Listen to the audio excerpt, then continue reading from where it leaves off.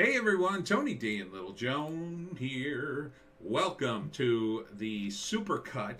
This is the Piney podcast, but this is the South Jersey Supercut. Now, what does that mean? Well, this is the Lotus Eaters podcast website, and I am a gold tier member on the site, and that means there's three different tiers you can pay to join the site to listen to the Lotus Eaters and all the various premium stuff they have. But one of the perks of being a gold tier member is you can send in a 30-second video comment.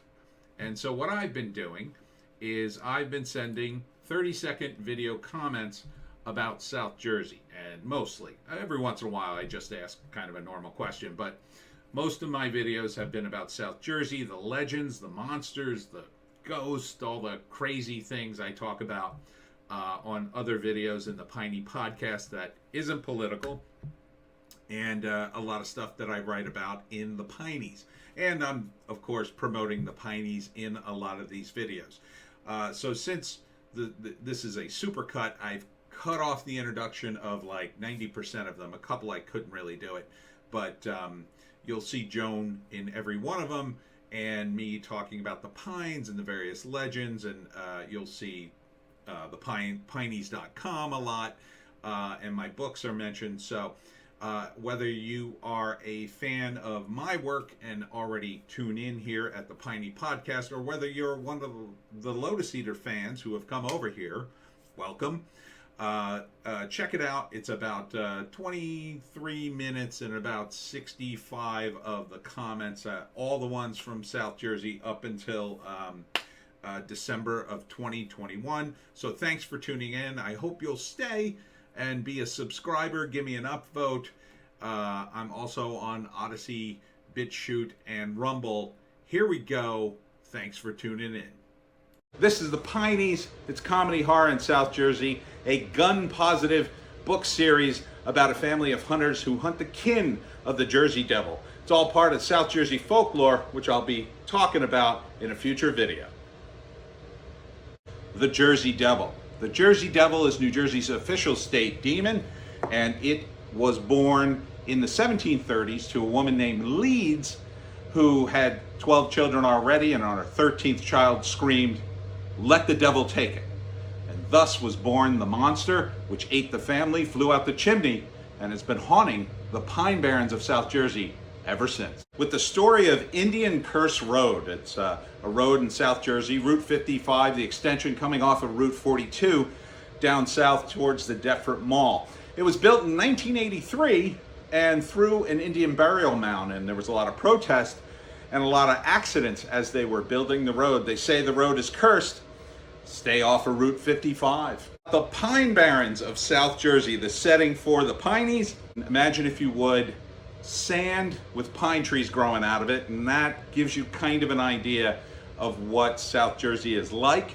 It's very rural. There are a lot of farms down here, and there are a lot of unique plants and animals that only grow in the Pine Barrens. It's good soil for blueberries and wine grapes. Check it out online. Bloody John Bacon, the subject of book 6 of the Pineys. Bacon was a British loyalist and pirate during the Revolutionary War, and him and his men committed the Long Beach Island massacre. 19 American soldiers killed in their sleep. He was eventually hunted down after the war by a patriot, Captain John Stewart, who shot him through the heart. Peggy Clevenger. Peggy was a witch who lived in Pasadena and supposedly could turn into a rabbit or a big green lizard and would mess with your crops. Peggy supposedly had a bag of gold in her house, and one day somebody burned it to the ground with her in it, but no one ever found the gold. Jerry Monahan. Jerry was a wizard who had 2 magical axes that could chop up wood for him. And he had a lot of other strange powers too, including that he could take off his own head and give himself a haircut. If you'd like to read more besides my books, you might want to check out Pine Barrens, Legends, Lores, and Lies by William McMahon. It's the White Horse Pike. The White Horse Pike is the oldest road in South Jersey and runs from Woodline all the way to Atlantic City. It is called the White Horse Pike, named after the white stag of Chemung, which used to warn travelers. One night The Quaker Bridge was out over the Batsto River in the 1700s, and a horse and buggy was rushing towards it, and the White Stag appeared, saving the travelers. With a story of Captain Kidd in the New Jersey Pine Barrens, it's something that's been talked about for years in publications, including Weird New Jersey. If you could find the 300-year-old landmarks, you might find the treasure. Legend has it that one of Kidd's crew came back, found the money, but then his house burned down and his treasure is gone. Another one is that Kidd beheaded one of his own men so the ghost would guard the treasure. This one is Joe Mulliner and the Refugees. Joe and the Refugees were highway bandits during the Revolutionary War that fought guerrilla style against the rebels.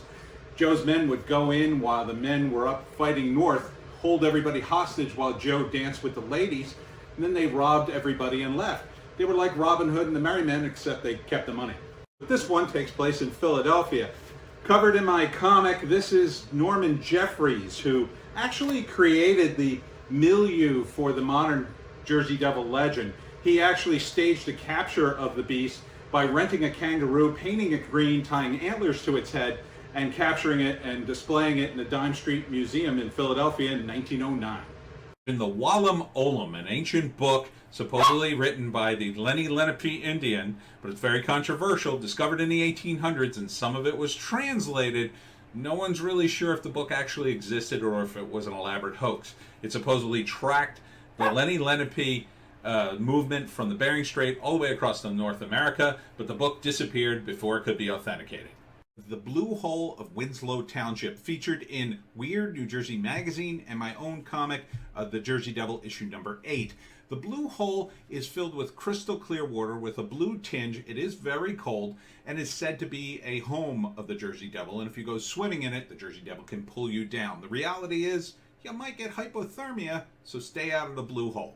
It's Pasadena, New Jersey. Pasadena is one of these towns that got swallowed up by the Pine Barrens. It probably disintegrated sometime in the 1800s. The Brooks Bay Terracotta Brick Factory ruins, however, is still around. You could go to Pasadena Woodsmanse Road and find the trail yourself here on Google Maps. You could see the ruins of the factory. Be careful if you walk through the Pine Barrens. You never know when you might come across a ruined town. It's Ong's Hat, New Jersey. Ong is on the map of Google here. It survives as Ong's Hat Road and Ong's Hat Parking, but it's a ghost town. It doesn't exist anymore. Legend has it a dandy threw his hat into a tree, and the locals started to refer to the place as Ong's Hat. I named the town in the Pineys books Abe's Hat as an homage to Ong. The last known inhabitant disappeared mysteriously in 1936. The Lenny Lenape Indians had a word for the mysterious creatures that live in the Pine Barrens. These were called the Wamat Nagoonis, and I think I'm pronouncing that right. These were spirit creatures about a foot to waist high. They were sometimes called wood dwarves, and they were kind of like gremlins, only nicer unless you disrespected them. Never disrespect the spirit of the Pine Barrens. Our crops. First, there's blueberries. Oh, glorious 2 weeks in the summer. They're delicious. Cranberry season is hitting right now. The bogs are full of cranberries. A few weeks ago, we ended peach season, and right now we are ending tomato season. Jersey tomatoes are some of the most glorious you can ever eat. I'm going to eat this last one. I'd say they are our major export, but we don't share these with anyone.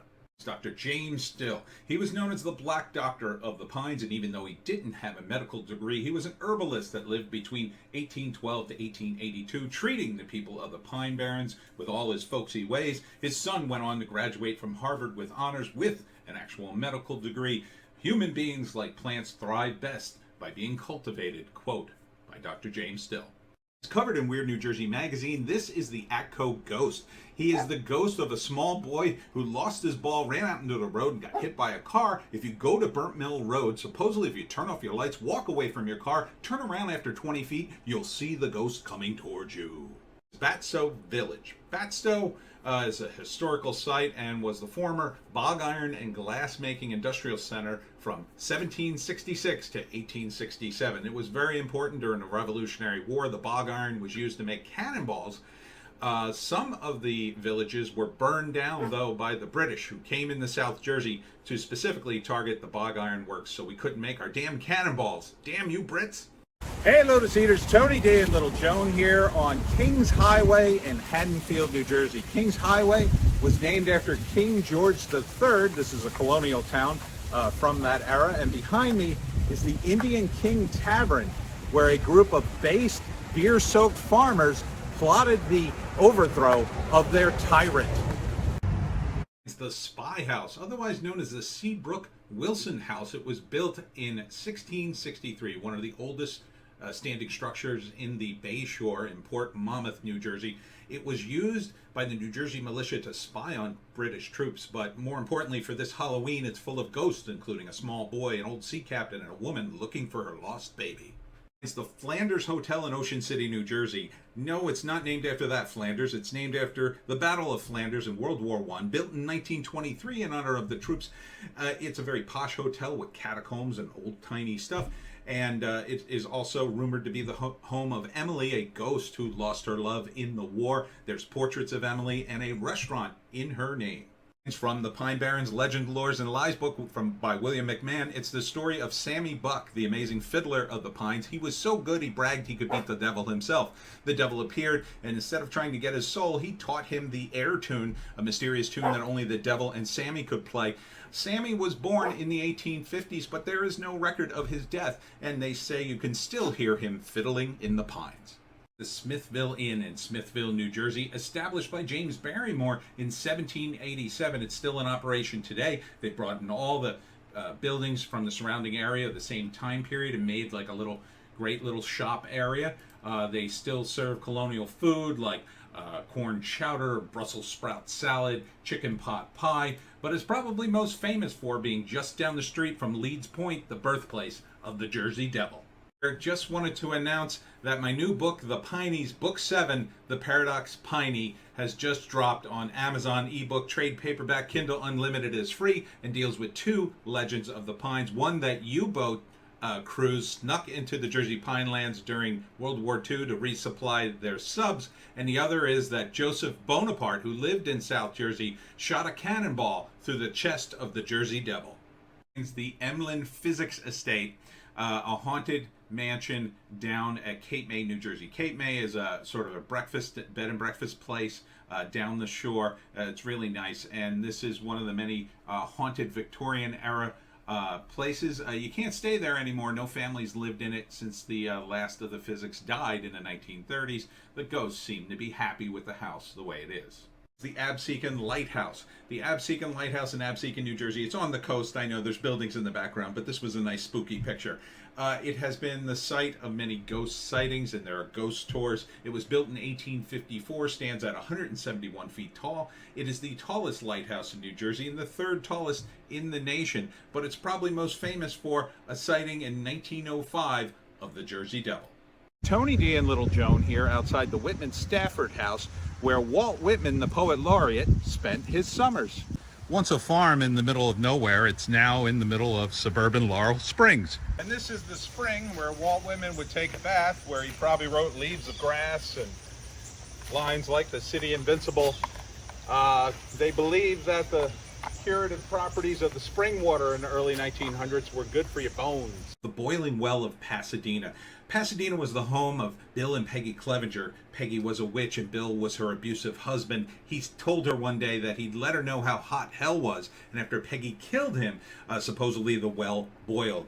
The town was also supposedly the home of backwood, deformed albino Pineys who would make you part of their kin and never let you leave. It's the ghost of Haddonfield. There's about 80 ghosts altogether, and Bill Meehan of Haddonfield, who gives ghost tours, wrote Haunted Haddonfield and talks about the various ghosts. This one inhabits Christ is King Church in Haddonfield. It is the ghost of an old lady who was the church organist, who returns every once in a while to play the organ and not really scare anybody. The Union Hotel in Flemington, New Jersey, from Weird New Jersey magazine. The hotel was built in 1878 and is haunted by the ghosts of children. People have witnessed supposedly patent leather shoes disembodied walking upstairs, children laughing, or just witnessing children running around the hotel and no one could seem to find their parents. Cold Spring Village in Cape May, New Jersey. This is a colonial historical town where you've got reenactors. You have the Dennisville Inn, which is haunted, built in 1836. You also have the Spicer Learning House, built in 1820, where the reenactors saw a woman in colonial garb through a window and mistook her for an actor. Turned out she was a ghost. Get yourself a girl, get yourself a B&B, go on a ghost tour. That's Halloween weekend in South Jersey. Red Lion, New Jersey. Red Lion was named after the patriarch of the settlement, Mr. Parks, who killed a mountain lion, shot it, and then had to beat it to death to finish it off. He dragged the carcass back to the settlement, and thus Red Lion. It survived today by the Red Lion Diner and the Red Lion Inn that was built sometime around 1710. From the Roads of Home, by Henry Charlton Beck, is the story of Antonin LeBlanc, a French immigrant who came to Morristown, New Jersey to work for the Sayer family. But unfortunately, he robbed and then killed the couple and their maid. He was caught shortly thereafter, hung in the village square. But the most gruesome part is a few days later, as was custom, they made souvenir purses out of his corpse. Hezekiah B. Smith, another legend of the Pines. He was an industrialist and congressman originally from Vermont, settled in southern New Jersey. He also built a bicycle railroad from Mount Holly to Smithville. He didn't want his remains moved after he died, so he built an iron coffin with a cage around it and cement. His son attempted to move him but couldn't do it, so in spite, he knocked down the statue of his second wife and had it ground into dust. From the Forgotten Towns of Southern New Jersey by Henry Charlton Beck, Hockomick, New Jersey. Originally named in the late 1700s, supposedly for Hawker Mick, a guy who hawked his wares, Beck concluded through his research it was actually named after a guy named Mick who had a terrible cough, and thus Hockomick, New Jersey. The Gabriel Davis Tavern House here in Glendora, New Jersey. It was built in 1756 and designated a field hospital during the Revolutionary War by General George Washington. It still has the bloodstains in the attic from that time, and legend has it that the ghosts of the men who died here still walk the grounds. Lucy the Elephant, a roadside attraction built in 1881 by James Lafferty as a gimmick to sell real estate in South Atlantic City, now known as Margate, New Jersey. Lucy survived all these years, including an attempt to tear her down in the 1970s. Now a historical landmark, she's currently under renovations again and will reopen Memorial Day weekend 2022. The Weymouth Furnace in Weymouth, New Jersey. The furnace was built in the early 1800s and made cannonballs for the War of 1812. The ruins are left behind now, and it's now a nice park. It was burned down in 1862. You can have a nice hike and a picnic, go canoeing. I wonder if 200 years from now, someone will be doing that in the ruins of the Tesla factory. From Weird New Jersey Magazine, it's Berry's Chapel in Quinton, New Jersey. Built in the 19th century, this was a stop on the Underground Railroad. It was attacked by the KKK several times. The church eventually fell into disrepair and burned down, but the cemetery was saved as a historical landmark. However, they say you can go to the spot and see the ghost of the chapel burning with its congregation standing in the shadows in front of it. From Weird New Jersey Magazine, the Parkway Phantom of Exit 82. This is a ghost that haunts the Garden State Parkway around Toms River area. This is a road that goes along the east coast of New Jersey down south. And it's very strange. This is an article from 59 of people going to see it. Apparently the ghost appears as a naked female ghost that floats over the road. Easily the most New Jersey ghost I've ever heard of. It's the White Hill Mansion in Bordentown, New Jersey. Built in the early 1700s, it was the home of Robert Field, who wanted to be a member of British Parliament, but he mysteriously drowned in 1775, and there was some rumor that his widow had dealings with the rebels. The ghosts wander the house to this day, and starting in January of 2022, if you're an experienced paranormal investigator, you can book your own private ghost hunting experience. The Elizabeth V. Edwards School in Barnegat, New Jersey, rated the most haunted place in South Jersey by hauntedplaces.org. The school was in operation from 1930 to 2004 and is haunted by the ghost of a janitor that had a heart attack in the basement. And it is said he turns lights off and on, calls phones that aren't operating anymore, knocks down pictures. Currently, the school is set for demolition or refurbishment at the cost of $25 million. Soupy Island, a sanitarium used to treat children with tuberculosis. It was built in 1887, called Soupy Island because the lunch ladies there made soup. Eventually, it was turned into an amusement park. The Campbell's Soup Company and the Globetrotters had to save it financially, but you can go there now. The original pool from the basement of the sanitarium is still there, and if you'd like to see Soupy Island, it's open from 9 to 3. The Lambertville High Ghost. The ghost of a young boy who was killed during a Thanksgiving Day turkey bowl. That's a football game for you Brits, you know, real football. And in 1935, his ghost apparently haunted the school. The school was closed down in the 50s, but teenagers still kept going back until the school was torn down in 2012. But it is said the boy still haunts the area. This is my new favorite ghost story, the Taj Mahal casino ghost in Atlantic City. Legend has it a gambler jumped off the 10th floor and killed himself and continues to do that in the afterlife. He sometimes appears as a cloud that knocks over chairs and one time knocked a dealer unconscious. I guess if you can't get even on the casino floor, you get even in the afterlife. It's the horrible Dr. Henry Cotton. He worked at the Trenton Psychiatric Hospital in Trenton, New Jersey.